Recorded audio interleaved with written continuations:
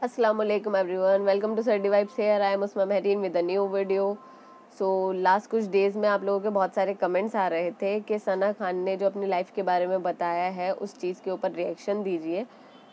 सो मैंने यूट्यूब पे सर्च भी करा, बट गाइस जो वो वीडियो है वो ऑलमोस्ट 1.5 आवर्स की है और इतना मैं रिएक्शन नहीं दे पाऊँगी.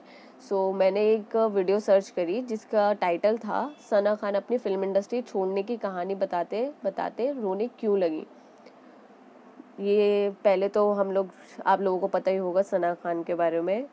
उन्होंने सडन फिल्म इंडस्ट्री छोड़ दी और शादी कर ली और उनकी लाइफ एकदम ऑल ऑफ सडन बहुत सारी चेंजेस आ गए. तो सबकी लाइफ सब हम लोग एज अ व्यूअर हमारे भी माइंड में आता है कि आप लोगों को पूरी स्टोरी देखनी हो सो लिंक डिस्क्रिप्शन में, आप उस चैनल पे जाके वो वीडियो देख सकते हो.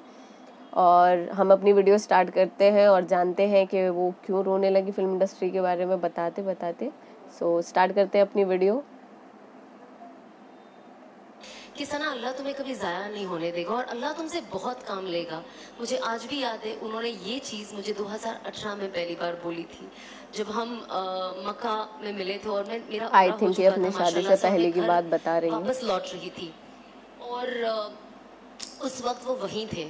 तो हमारी एक बहुत छोटी सी 2 मिनट की मुलाकात हुई और मैंने ऑफकोर्स उनका नंबर था और जब मैं वापस आई तो मैं उनसे पूछती थी, कोई भी मुझे डाउट होता था तो मैं उनसे पूछती थी. तो उन्होंने ना मुझे बहुत अच्छी उसी वक्त वो बात कही जबकि मेरे अंदर उन्हें कुछ वैसा जाहिर ही नहीं दिखाई दिया. पर होता है ना कुछ इंसान जब हम किसी से मिलते हैं तो वो जैसे बात करता है या जो उसके अखलाक होते हैं और जो उसका तरीका होता है उससे लगता है कि नहीं यार मैं इस इंसान को इतने अच्छे से नहीं जानती या जानता, बट इंसान अच्छा है, कुछ इसके साथ अच्छा हो सकता. तो शायद वो चीज़ मेरे शौहर ने मुझ में उस वक्त दिखी थी. जब जाहिर सी बात है तब तो ना कोई शादी की बात थी और ना कभी हमें लगा था कि हम दोनों जुड़ भी सकते हैं. मतलब आज भी लोगों को शौक होता है मुझे और अनस को देख के कि हम दोनों की शादी कैसे हो गई. वैसे ही मुझे खुद को शौक होता है कि अल्लाह ने, जब भी मैं मेरे हस्बैंड को देखती हूँ मुझे लगता है अल्लाह ने कैसा जोड़ा बना दिया ना. मतलब मैं सपने में भी नहीं सोच सकती थी कि मेरी शादी इनसे कभी हो सकती है. क्योंकि हम क्या होता है ना, जैसे दुनिया में हम जीते हैं और जो हमारा जाहिर होता है, क्योंकि लोग भी जाहिर पे इतना ज़्यादा जाते हैं कि उनको जो दिखता है ना ये दोनों ना सही है, साथ में ये दोनों ना गलत जोड़ी है. हम सिर्फ दिखावे पे ये जोड़ा सही है या गलत तय करते हैं. लेकिन बातिल सिर्फ अल्लाह जानता है, जो दिल में है वो सिर्फ अल्लाह जानता है. तो अल्लाह ने जाना कि ये दोनों का दिल जुड़ने से शायद कुछ फ़र्क आए, शायद हम आगे जाके कुछ लोगों के लिए खैर कर पाए. बेशक अल्लाह की मर्जी से और हर चीज़ अल्लाह करने वाला है, बट शायद हम वो ज़रिया बन पाए. और आज वो चीज़ देखकर इतनी खुशी होती है कि ये सारी बातें ना मुझे अनस हमेशा बताया बहुत जज करते हैं यार, सीरियसली, और अल्लाह तुमसे बहुत काम लेगा. देखो जुनैद जमशेद साहब से उन्होंने कैसा काम लिया जब उन्होंने अल्लाह के लिए सब कुछ छोड़ दिया. और सबसे बड़ी एग्जांपल जुनैद जमशेद साहब है हमारे लिए, मरहूम. तो जब उनकी मैं उन्हें पहले से ही बहुत पसंद करती थी और मैं उनका हमेशा वीडियो देखती थी. मैं उनकी वीडियोस पे भी रिएक्शन करना चाहती हूँ, सो आप लोग प्लीज सजेस्ट करना. अच्छा कनेक्शन था और उनके शहीद होने से पहले उनका जो लास्ट वॉइस नोट आया था मेरे शौहर पे आया था, उन्होंने मुझे वो सुनाया. अभी तक उन्होंने वो सेव करके रखा है. तो जब मैं ये सारी बातें सुनती थी तो मुझे लगता था कि वाकई अल्लाह कुछ भी कर सकते. कौन सोचा होगा कि ये इंसान इतना बदल जाएगा और सब कुछ छोड़ के अल्लाह ने उन्हें इतना कबूल किया कि पूरे दुनिया में आई डोंट थिंक कोई ऐसा मुसलमान है जो उन्हें नहीं जानता है. तो मुझे ऐसा लगता था कि अल्लाह अगर मेरे शौहर जो कह रहे सही है ना तो मुझे भी female version of Junaid Jamshed बना देना और मुझसे भी वैसा ही काम लेना, उससे बढ़ के लेना. क्योंकि हम अल्लाह से मांगते हैं ना तो जितना हो सके उतना मांगे, जितना ज़्यादा हो सके. हम थोड़ा पॉपुलर हो गई थी बिग बॉस से आने के बाद और मूवी मिली थी सलमान के साथ, तो आई वाज लाइक वाओ ये वो. बट जब मैं उम्रा के लिए गई पहली बार और जब ऑफकोर्स जब आप काबा देखते हो तो आपकी आंखों से वैसे ही रोना आ जाता है, वो कोई नहीं रोक सकता है, वो खुशी के आंसू है. और ऑफकोर्स गम के वहां जाके जो मैंने वीडियो पे रिएक्शन दिया था गाइस, मुझे भी रोना आ गया. मुझे जाना है, सारे गुनाह याद आ जाते हैं फॉर सम रीजन. तो जब मैंने पहली बार काबा देखा और मुझसे पहले ही कहा गया था कि जब आप पहली बार काबा देखो ना, तो अल्लाह से खूब दुआ मांगो, खूब दुआ मांगो, और हर वो चीज़ मांगो जो आपके दिमाग में आती है। और मैंने सोचा जब मैं जाऊंगी तो मैं अल्लाह से मांगूंगी कि अब जब मैंने काबा देखा है तो लोग कहते हैं कि जो मांगो काबा पहली बार देख के दुआ कबूल होती है। तो जब मैं वहां गई ना, तो मुझे ऐसा लगता था पहले मैं जाऊंगी ना, मैं कहूंगी और पिक्चरें दे दे अल्लाह मियाँ मुझे, और काम दे दे, और पॉपुलर कर दे। मेरा दिमाग में यही था। पर अब यकीन नहीं मानोगे, होता है यार, जब मैं नॉर्मल है। गई और मैंने पहली बार काबा देखा, मेरे दिल से ये दुआ निकली कि अल्लाह मुझे हिदायत दे दे।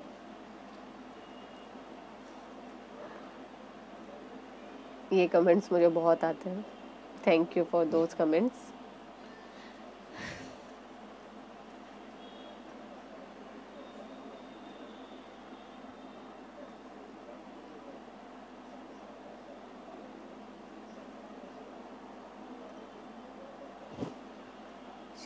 इमोशनल।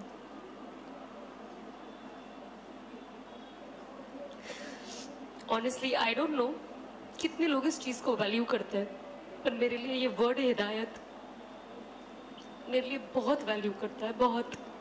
इस चीज ने मेरी दुनिया और शायद मेरी आखिरत बदल दी है। और कहीं ना कहीं जो असबाबी तौर से दिखता है, मैं सोचती हूँ शायद मुझे जहन्नम की आग से बचा लिया है। तो जब ये वर्ड ही आता है ना, तो मेरा दिल बहुत भर जाता है कि अल्लाह ने कैसा कर दिया। मतलब जब हम पढ़ते हैं ना कुरान शरीफ, और उसमें लिख के आता है कि अल्लाह जिसे चाहे हिदायत दे।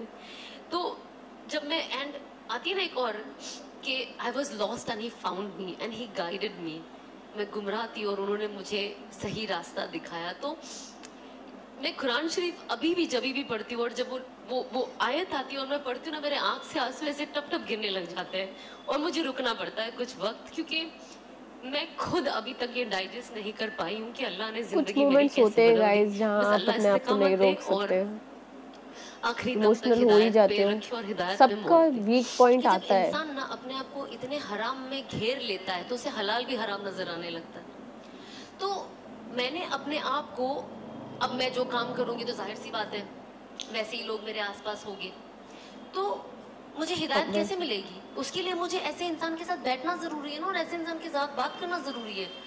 अब तब तो हम कोई मौलाना को देखे तो हम उल्टे पैर भाग जाते थे, क्योंकि हमें तो लगता था ये हमारी खिंचाई करने वाले हैं और बस मुझे सीधा जहन्नम में भेजने वाले। ये और टाइम सबका जब आता ऐसी है अनफॉर्चुनेटली सीरियसली। जब अनस से मुलाकात हुई थी और जब मैंने नहीं जानती थी अच्छे से, तो मुझे लगता था शुरुआत में जब हमारी बात होती थी, मैंने कहा यार अब मैं क्या बात करूं, मैं तो पर्दा भी नहीं करती हूँ। और होता है ना यार, कोई मौलाना बैठे, भले आप कैसी भी टाइप की लेडी हो, लेकिन होगा ना भाई सर पे दुपट्टा तो रख लो यार, खुद का नहीं सामने वाले की तो इज्जत रख लो, होता है ना। तो Obvious। मैं अनस के पास वैसे जाऊं और बात करूं, मुझे ऐसा लगता था यार, वो होता था ना, मैंने इनका नाम रख दिया था कि अल्लाह की पुलिस आ गई है पकड़ने के लिए मुझे। तो मुझे ऐसा लगता था अच्छा अच्छा। फिर अल्लाह ने एक ऐसा वक्त लाया कि 2018 ही, उसी साल के एंड में, आप यकीन नहीं मानोगे, मुझे शुरुआत में अनस बहन बुलाते थे, ओके। मैं सोचती तो मुझे अभी भी हंसी आती है।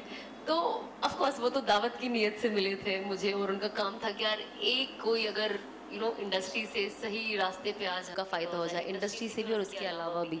तो मुझे जब मिले, अच्छा बहन, जी बहन, जी बहन, मैं भी हाँ, जी जी जी मौलाना जी, जी जी जी। ओह, तो क्या पता था कि मेरे हमसफर बन जाएंगे। वाओ यार। हाँ हाँ हाँ, जी जी जी। अब इनके साथ मैं मिली ना, जब मैं आपको बता ही देती हूँ, मुझे, क्योंकि मुझे तारिक जमील साहब बहुत पसंद है, तो मैं डेफिनेटली चाहती थी कि मेरी उनसे मुलाकात हो जाए।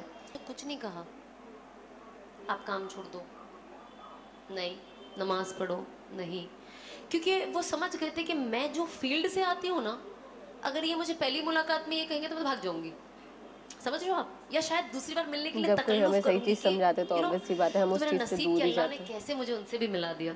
मुझे ना वो सारी चीजें देख के याद आती थी कि हमारे हमारे नाना नानी दादा दादी हमसे कितनी मोहब्बत करते जब हम छोटे होते हैं। अनफॉर्चुनेटली हमारे अम्मी अब्बू भी, और जब हम बड़े होते हैं और जब वो बच्चे बन जाते हैं,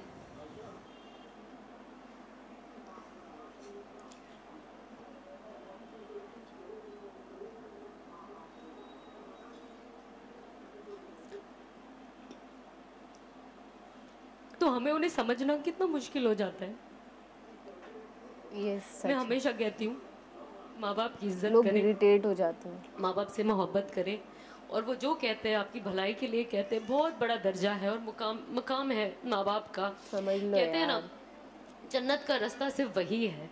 और शायद बहुत हर बार हम लोगों को ना, अब मतलब अभी तो मेरी आगे वाली नस्ल आई नहीं है, बट जब आप खुद माँ बनते हो ना, मैंने देखा ये लोगों में, तब वो समझ पाते हैं कि माँ बाप कितनी सैक्रिफाइसेस देते हैं, तब जाके वो माँ बाप बन पाते हैं। और बच्चे को संभालना और उसके पीछे 24 घंटे लगे रहना आसान काम नहीं है।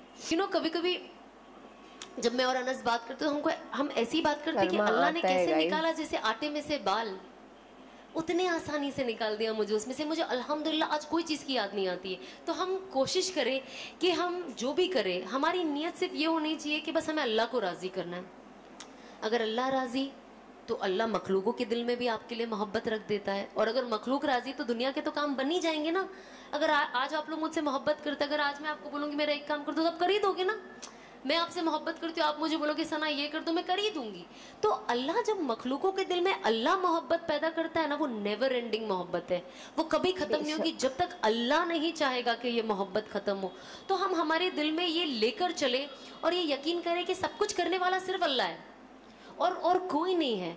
हम सब ये मानते अल्लाह करते आए हैं, अल्लाह कर रहे हैं, आगे भी अल्लाह करेंगे, पर हमारा तवक्कुल नहीं है उस पर। हम थोड़े से ना डगमगा जाते, वीक हो जाते। कोई मसला नहीं है, इंसानी फितरत है, ये होता है। लेकिन क्या करना है, अगर हम जहाँ पे भी ये शैतानी वसवसा है ना, तो जहाँ पे भी हम थोड़ा सा ऐसे डगमगाए, हमें कोशिश करना नहीं नहीं नहीं, ये बिल्कुल गलत है, ये शैतान मुझे वसवसा दे रहा है, मुझे सीधा चलना है। तो जब मैंने अपनी लाइफ चेंज करना शुरू किया ना, तो अनस ने मुझे दुआ सिखाई, बहुत खूबसूरत दुआ है, आई एम श्योर बहुत लोगों को आती होगी, पर मैं तो भी बोलना चाहूँगी। उन्होंने मुझे दुआ सिखाई, या मुकल्लबल कुलूब तब्बित कल्बी अला दीनिक। इसका तर्जुमा, ए दिलों को फेरने वाले, मेरे दिल को तेरे दीन पे जमा दे। माशाल्लाह। सो गाइज़, इस वीडियो को देख के मेरा मन कर रहा है कि मैं इनकी जो वो फुल वीडियो है वो ज़रूर देखूं, और मैं देखूंगी इंशाअल्लाह। आप लोग भी ज़रूर देखना। और यार, जब इतनी बड़ी हस्ती उस चीज़ से बाहर आ सकती है, इतना बड़ा चकाचौंध जो होता है फिल्म इंडस्ट्री, कोई इतनी छोटी चीज़ नहीं है, उससे बाहर आना बहुत बड़ी बात होती है। और जिस तरह अल्लाह ने इन्हें हिदायत दी, अल्लाह हम सबको हिदायत दे, आमीन सुम्मा आमीन। और यार, कितनी प्यारी लग रही थी ना। अल्लाह पाक ऐसा ही नूर हम सबके चेहरों पे भी रखे, और हमें नमाज़ पढ़ने की और नमाज को फॉलो करने की, कुरान फॉलो करने की हिदायत दे। अब मैं सही बोल रही हूँ या नहीं, ये आप लोग प्लीज़ समझ जाना, क्योंकि मैं भी थोड़ा थोड़ा करके आगे बढ़ रही हूँ, और इंशाअल्लाह मैं आगे बढ़ रही हूँ। बस इतना ही बोल सकती हूँ। अल्लाह मुझे कामयाब करे, आमीन सुम्मा आमीन। प्लीज़ लाइक करना, वीडियो को शेयर करना, सब्सक्राइब करना। अल्लाह हाफिज़।